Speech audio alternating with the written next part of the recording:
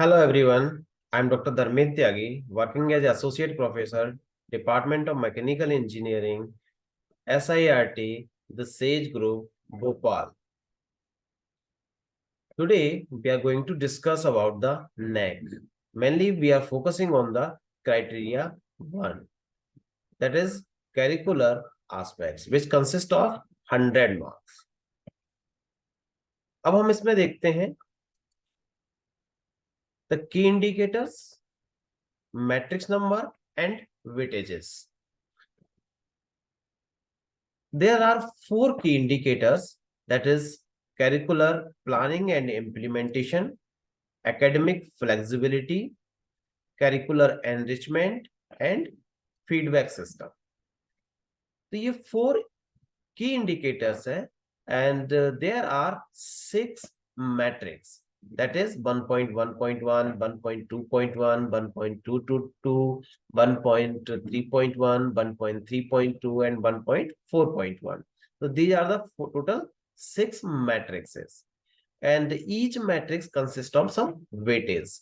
जैसे for example इसका weightage first का that is 20 and the second का weightage 15 and 15, that is total is 30 and third का weightage 10 plus 20, that is 30 and fourth का weightage that is 20. The total weightage of criteria 1 that is 100. And here you can see there are 2 types of matrices. First is qualitative matrix and second one is quantitative matrix. अब criteria 1 में हम देखते हैं कि इसमें 2 qualitative matrix हैं और 4 quantitative matrix.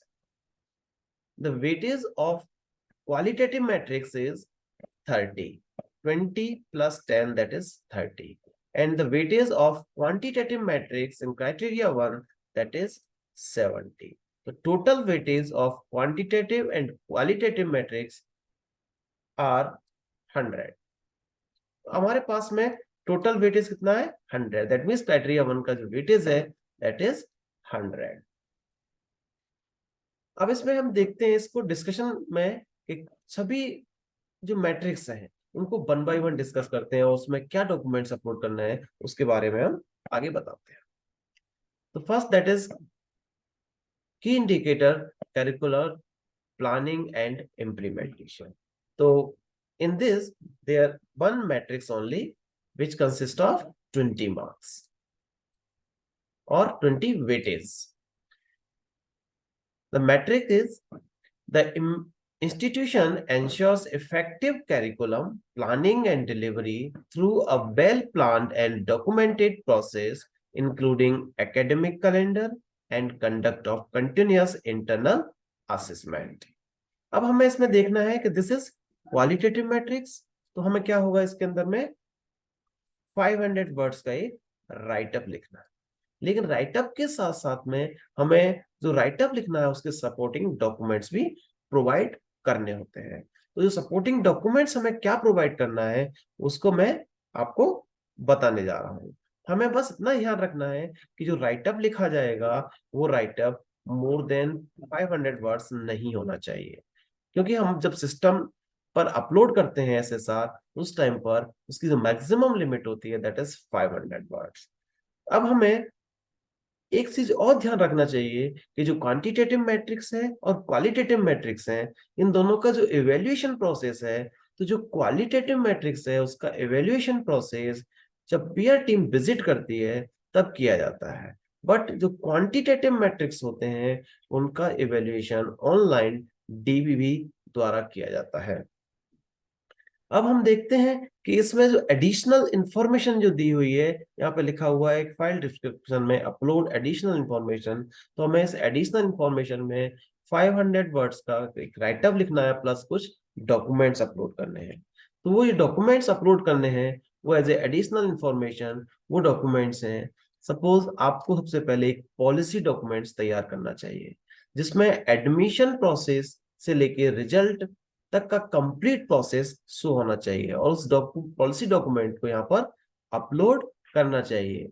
Then role in curriculum design, यदि आपके यहाँ पर कोई फैकल्टी मेंबर बीओएस का मेंबर है या एकेडमिक काउंसिल का मेंबर है या कोई क्वेश्चन पेपर सेटिंग करता है या design and development of curriculum for add on और वीएससी करता है और उसके पास उसका कोई प्रूफ है, तो वो प्रूफ भी हमें यहाँ पर लगाना चाहिए, या कोई सर्टिफिकेट है तो हमें यहाँ पर अपलोड करना चाहिए। और साथ साथ में इसका भी जिक्र करना चाहिए उन 500 वर्ड्स के राइट अप में। Academic calendar of the institute, अब इंस्टीट्यूट का जो एकेडमिक कैलेंडर है वो भी हमें प्रिपेयर करना चाहिए for both the semester, for all the programmes like BTech, MTech, MBA, MCA etcetera. और इस एकेडमिक कैलेंडर को हमें एक फाइल बना के साइट में रखना चाहिए अपने पास बाद में पीयर टीम विजिट के लिए। प्लस एडिशनली अगर हम यूनिवर्सिटी का भी एकेडमिक कैलेंडर रख पाए तो वो भी अच्छा होगा।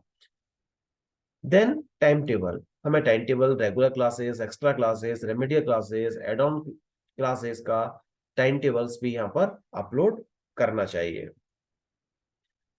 कुछ अदर पॉइंट्स भी हैं, इनके बारे में भी हमें राइटअप्स में इनका भी जिक्र करना चाहिए और इनके बारे में भी हमें उस 500 वर्ड्स की समरी तैयार कर रहे हैं उस समरी में लिखना चाहिए। टीचिंग लर्निंग प्रोसेस है, अटेंडेंस सिस्टम है इधर ऑनलाइन और offline, sample of question bank है, sample of continuous internal assessment record है, पैटर्न ऑफ एग्जाम क्या है, रिजल्ट एनालिसिस कैसे करते हैं, रेमेडियल क्लासेस के बारे में बताना चाहिए, importance of feedback in the teaching learning process बताना चाहिए, एंड लर्निंग आउटकम्स क्या आते हैं उन्हें बताना चाहिए, assessment and evaluation related grievance mechanism को बताना चाहिए, और यदि कोई ग्रेवियंस आता है तो उसे कैसे सॉर्ट आउट करते हैं उसको, उसके बारे में भी हमें इसमें जिक्र करना चाहिए और हमें इसके बारे में लिखना चाहिए।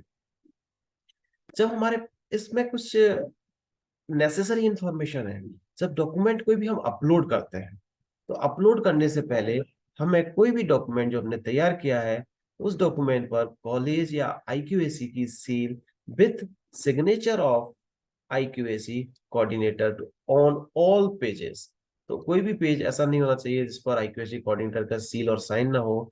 And along with this the directors or principal signature with stamp on the last page।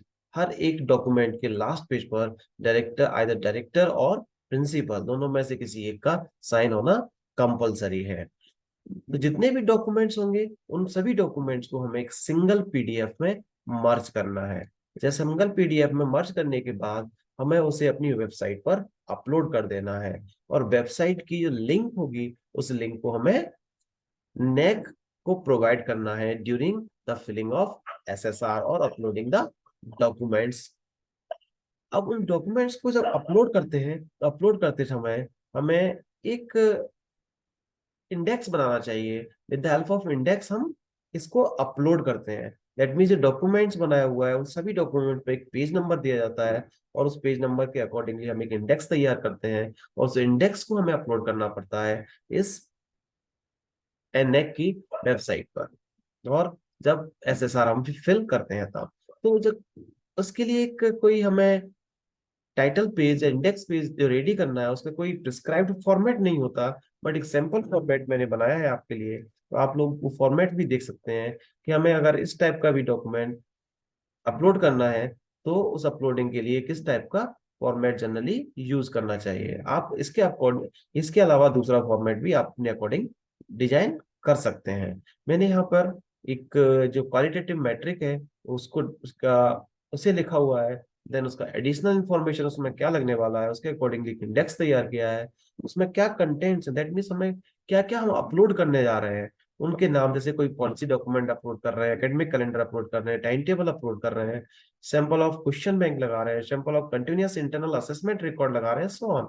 हमें कुछ और भी लगाना है और उन सबको डॉक्यूमेंट का पेज नंबर क्या क्या है, क्योंकि हमने एक सिंगल फाइल बनाई हुई है तो सिंगल फाइल में सभी पेज नंबर्स लिखे हुए हैं।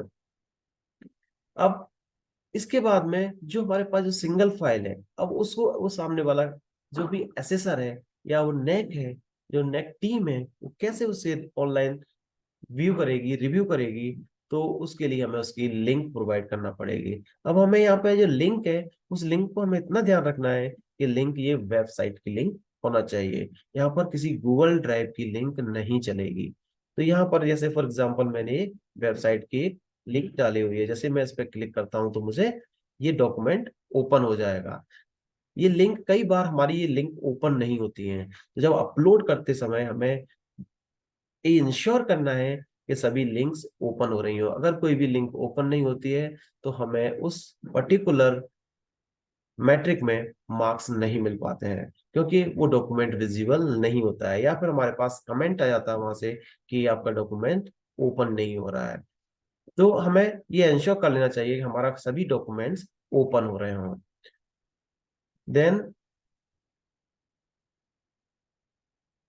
नेक्स्ट है कि हमें क्या रेडी करना है। जब पीयर टीम विजिट करेगी उस ड्यूरेशन में हमारे पास में क्या डॉक्यूमेंट्स रेडी होना चाहिए।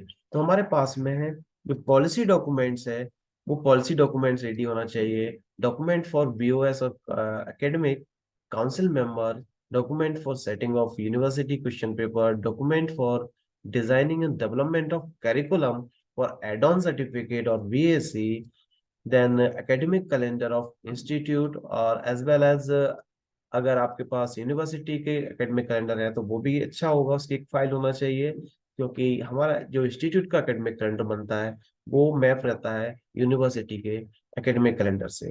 एक टाइम टेबल की फाइल होना चाहिए, एक टीचिंग प्लान की फाइल होना चाहिए, अटेंडेंस रजिस्टर रेडी होना चाहिए, then question bank, previous year question papers, record of continuous internal assessment, exam result analysis, record of remedial classes, analysis of feedback and with the action taken report, document of assessment and evaluation related to the grievance, department meeting register with minutes of meeting।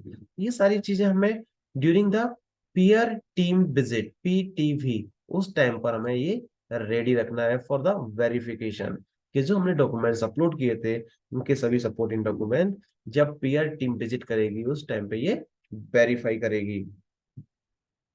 Second है academic, second indicator था वो है academic flexibility. इसके अंदर में दो matrix है, 1.2.1 and 1.2.2। तो first one is 1.2.1, the number of certificate BAC offered and online courses of MOOCs, SWAYAM, NPTEL, etc., where the student of the institution have enrolled and successfully completed during the last 5 years। अब हमें इसमें देखना है कि जो courses है वो कौन से कोर्सेज की बात कर रहा है। तो आपको ये सब क्लियर हो रहा है कि तो MOOCs है, स्वयं पोर्टल है, या एनपीटीएल के जो कोर्सेज है उनकी बात कर रहा है, प्लस कुछ नंबर ऑफ सर्टिफिकेशन कोर्सेज होते हैं, कुछ वैल्यूडेशन कोर्सेज होते हैं, उनकी बात कर रहा है।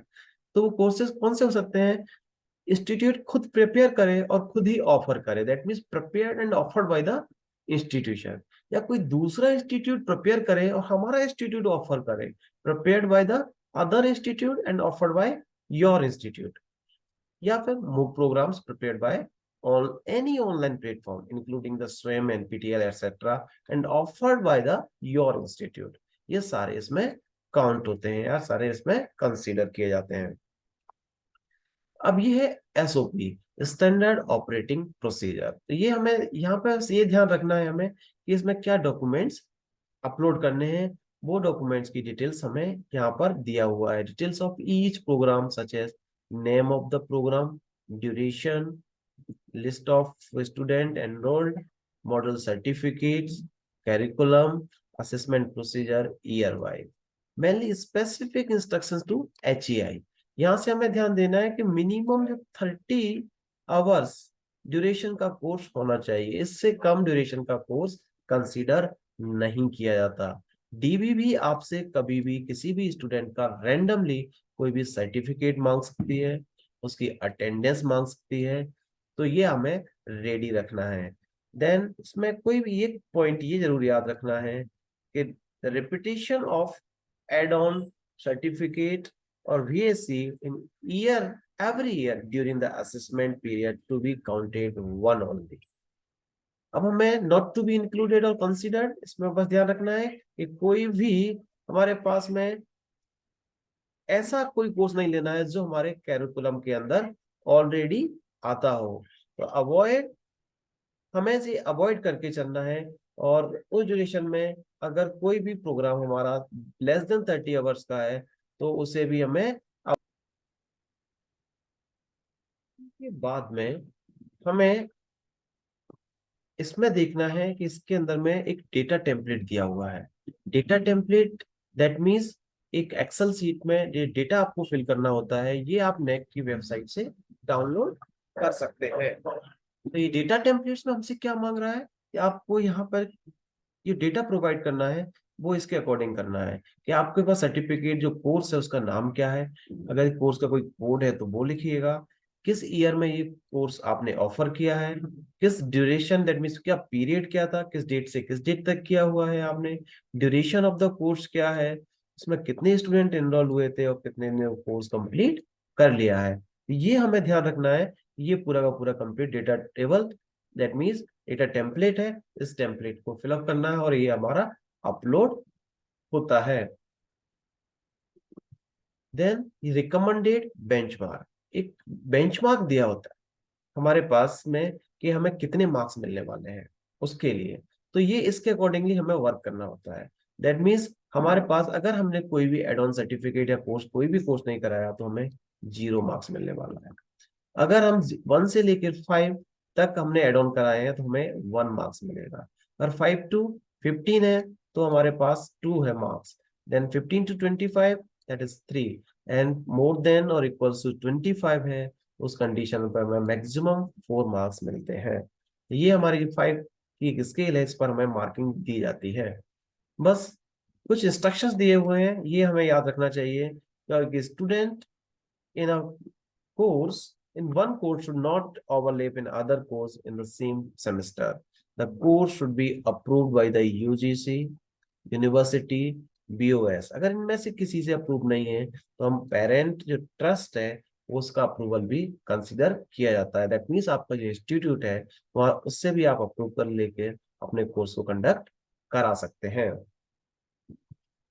देन इसके बाद हमें देखना है कि इसमें सपोर्टिंग जो डॉक्यूमेंट्स हैं वो हमें क्या अपलोड करने चाहिए। तो सपोर्टिंग डॉक्यूमेंट्स में है जो डेटा टेम्पलेट आपने तैयार किया था वो डेटा टेम्पलेट अपलोड होगा। इसके अलावा इंस्टीट्यूशनल प्रोग्राम का जो ब्रोशर है, नोटिस है, इसके बाद में उसका कोई कोर्स का मॉड्यूल है, कुछ आउटकम्स हैं, लिस्ट ऑफ स्टूडेंट है, अटेंडेंस सीट है, एविडेंस ऑफ कोर्स कंप्लीशन, ये सब कुछ इस पे अपलोड किया जाता है।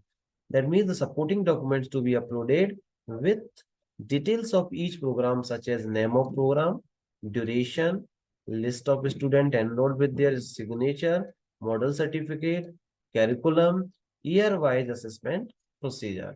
ये हमें supporting documents इस पर upload करना होता है under the 1.2.1 matrix। And next one is 1.2.2, percentage of student enrolled in certificate or VAC and also completed online course of MOOCs, SWAYAM, NPTEL, etc.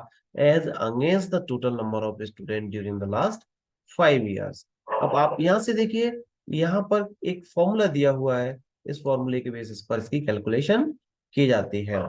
तो इसका जो एसओ डेटा टेम्पलेट है वो सेम ही रहेगा। वो सेम डेटा टेम्पलेट जो आपने इससे पहले 1.2.1 के लिए था वही 1.2.2 के लिए भी है। तो वो सेम डेटा टेम्पलेट आपको यहाँ पर भी अपलोड करना पड़ेगा।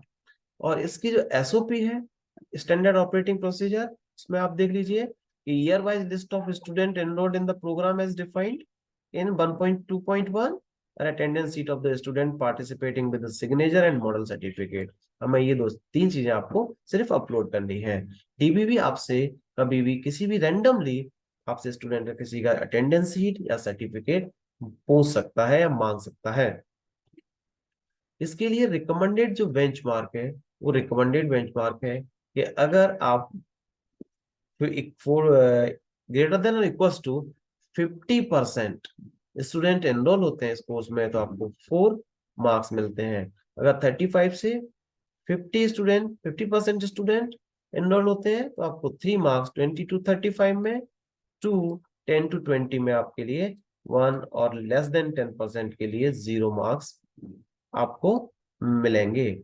और सपोर्टिंग डॉक्यूमेंट्स आपको क्या क्या इसमें अपलोड करना है, एक data template, list of student enrolled, and attendance sheet of the student with model certificate। तो ये आपको इसके साथ में अपलोड करना पड़ेगा इस मैट्रिक्स के अंदर। देन नेक्स्ट थर्ड है 1.3 दैट इज करिकुलम एनरिचमेंट। अब इसके अंदर भी हमारे पास में दो मैट्रिक हैं 1.3.1 एंड 1.3.2। तो फर्स्ट है 1.3.1 that is qualitative matrix. Qualitative जहां भी आएगा दैट मीन्स आपको राइट अप लिखना पड़ेगा, और यहाँ पर कितने वर्ड्स का राइट अप लिखना है, दैट इज 500 वर्ड्स का। और साथ ही साथ इसमें कुछ एडिशनल इंफॉर्मेशन आपको अपलोड करनी पड़ेगी। तो इसमें एडिशनल इंफॉर्मेशन क्या अपलोड करनी पड़ेगी वो आप मैट्रिक को पढ़ के देखिए। The institution integrates cross cutting issues relevant to the professional ethics, gender, human values, environment and sustainability in transacting the curriculum. ये हमारे पास में इसके अकॉर्डिंगली हमारे पास क्या एडिशनल इंफॉर्मेशन अपलोड करना है वो ये है। एक कोई पॉलिसी डॉक्यूमेंट रेडी कीजिए आप, जो आप इससे रिलेटेड, जो कि ह्यूमन वैल्यू, जेंडर्स, इक्विटी और इस एनवायरमेंट सस्टेनेबिलिटी से रिलेटेड। देन इस पर कुछ जो प्रोग्राम्स हो रहे हैं, कोर्सेस हैं, वीएससी हैं, वर्कशॉप है, सेमिनार हैं, रैलीज हैं, एक्टिविटीज हैं, ये सारे related to the professional ethics, gender, human values, environment and sustainability होना चाहिए। और है तो आप उसको इस पर अपलोड कर सकते हैं। तो 5 years का data with the name and number of programs, details of the programs with the geo tagged photographs and newspaper cuttings, ये भी आपको इस पर अपलोड करनी पड़ेगी। और finally outcome of the programme क्या है ये भी आपको अपलोड करना चाहिए। जब पीयर टीम विजिट कर रही है उस ड्यूरेशन में वेरिफिकेशन के लिए आपको क्या रखना है, उसके लिए एक पॉलिसी डॉक्यूमेंट होगा आपके पास ready, details of program, activity, projects for the 5 years, and geotagged photographs and newspaper cuttings, a report with the output of the programs। ये आपको जब पीयर टीम विजिट करेगी उस टाइम पर ये वेरिफिकेशन के लिए रेडी रखना है। देन ये कुछ एक्टिविटीज के नाम दिए हुए हैं, अगर आपके इंस्टीट्यूशन में इनमें से कोई भी एक्टिविटी होती हो तो आप उसको भी इसमें इंक्लूड कर सकते हैं। देन नेक्स्ट है हमारे पास, और नेक्स्ट पॉइंट है that is 1.3.2 that this is quantitative matrix.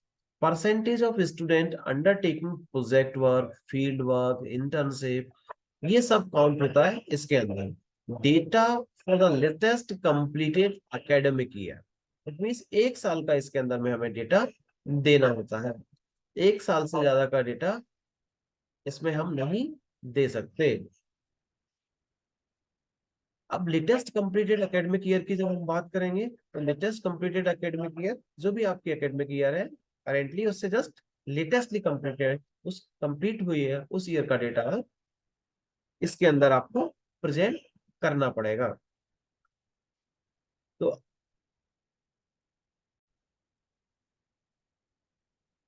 Accordingly आप देखेंगे तो हमारे पास इसमें एक डेटा टेम्पलेट दिया हुआ है नेक की वेबसाइट पर। तो आपको जो डेटा है वो इस टेम्पलेट के अकॉर्डिंगली रेडी करना पड़ेगा। इसमें क्या प्रोग्राम का नेम क्या था, उसका कोड क्या था, list of student undertaking the project, field work, internship, then link to the relevant document. ये डेटा टेम्पलेट भी आपको अपलोड करना पड़ता है। देन इसकी एसओपी क्या है, यहाँ से आप देख सकते हैं कि list of student along with the detail of the title, place of the work and duration आपको प्रोवाइड करना पड़ेगा। इंटर्नशिप कंप्लीशन सर्टिफिकेट देना पड़ेगा, प्रोजेक्ट वर्क कंप्लीशन सर्टिफिकेट आपको देना पड़ेगा, आपने कहाँ से इंटर्नशिप की है उस ऑर्गेनाइजेशन का, और इसका एक link to the report of the field work, sample photograph of the field work, permission letter only for the field work from the competent authority will be considered। यहाँ पर स्पेशल एचईआई के लिए क्या दिया है कि only latest completed year data should be considered, and इसके अलावा student from all the semester taking the internship project में be considered. One student involved in the multiple field work and the project work or internship in the same academic session should be counted as a 1. And the intensive completion certificate, project work completion certificate, ये DBB आपसे कभी भी किसी भी time पूछ सकता है. Then इसके अलावा in case of the field work, monitoring objective and outcome of the field work along with the field work report should be uploaded. आपको क्या नहीं करना चाहिए, that means not to be considered, क्या नहीं consider होगा. List of student cannot be considered without relevant supporting document. अगर आपके पास कोई डॉक्यूमेंट सपोर्टिंग डॉक्यूमेंट नहीं है तो वो लिस्ट आपकी काउंट नहीं की जाएगी. Training internship during the job role will not be considered. इसका बेंचमार्क ऑलरेडी दिया हुआ है कि परसेंटेज ऑफ स्टूडेंट कितना होना चाहिए, greater than or equals to 35% for getting the 4 marks. अगर 20 to 35 that is 3, 10 to 20% that is 2, 5 to 10 is 1, and less than 5 is 0. And the supporting document for the uploading, data template, objective and outcome of the fieldwork report, and geotag photographs. Next or last point, that is feedback system. इसमें एक ही matrix है that is weightage of that matrix is 20.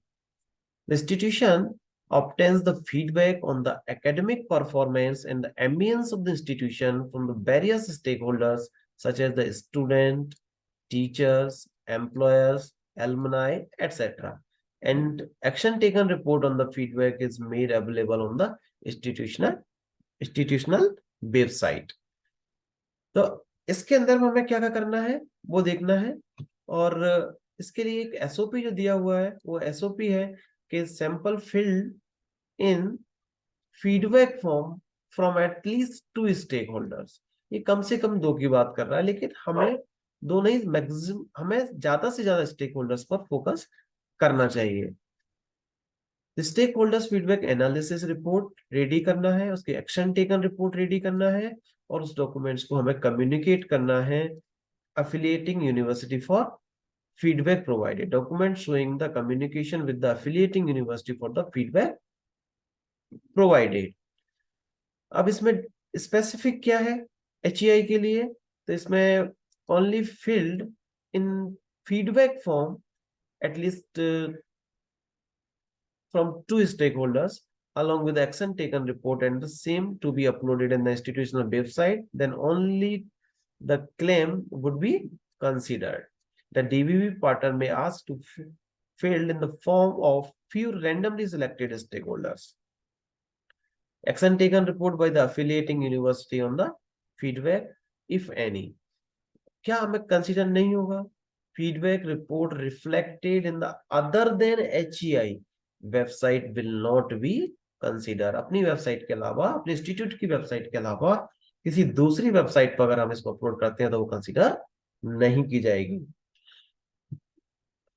Recommended benchmark. Recommended benchmark में अगर आपको ए चाहिए, या that means अगर आपको 4 मार्क्स चाहिए, तो दैट मीन्स आपको ये सब कुछ करना होगा जो ए पर है.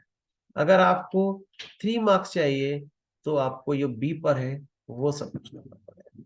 अगर आपको 2 मार्क्स चाहिए तो सी पे जो लिखा है वो करना होगा. अगर आपको 1 मार्क्स चाहिए तो डी पर जो लिखा है वो करना होगा. और अगर आपको मार्क्स नहीं चाहिए तो ई में जो लिखा है that means feedback not collected, उस कंडीशन पे आपको 0 मार्क्स मिलेंगे. अगर आपने फीडबैक कलेक्ट किया है तो आपको 1 मार्क्स मिलेगा. अगर आपने फीडबैक कलेक्ट किया और एनालिसिस किया है तो उस पर 2 मार्क्स मिलते हैं. अगर आपने फीडबैक कलेक्ट किया है, एनालाइज भी किया है और उसका एक्शन टेकन भी बनाया हुआ है तो आपको 3 मार्क्स मिलते हैं. अगर आपने फीडबैक कलेक्ट किया है, एनालाइज किया है, एक्शन टेकन बनाया है और feedback post on the institutional website, उस कंडीशन पे आपको 4 मार्क्स मिलते हैं. तो ये रिकमेंडेड बेंचमार्क्स है. अब आपको सपोर्टिंग डॉक्यूमेंट्स इसमें क्या क्या प्रोवाइड करना है, तो फीडबैक प्रोसेस बतानी पड़ेगी हमें एक, कि हमारी फीडबैक लेने की प्रोसेस क्या है, और at least 4 filled in feedback forms from the different stakeholders like student, teachers, employers, alumni, etc. That means parents भी आप ले सकते हैं। तो ये सारे का कम से कम 4 फीडबैक फॉर्म लें और उसको अपलोड करना पड़ेंगे आपको, और रिमेनिंग जो फीडबैक फॉर्म है उनकी फाइल बना के अपने पास रखनी होगी during the peer team visit for the verification. Feedback analysis report submitted to the appropriate body. Action taken report on the feedback analysis.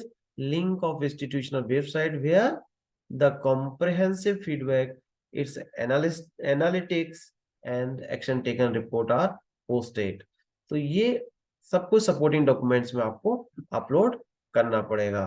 तो this is all about the criteria 1। Thank you for listening.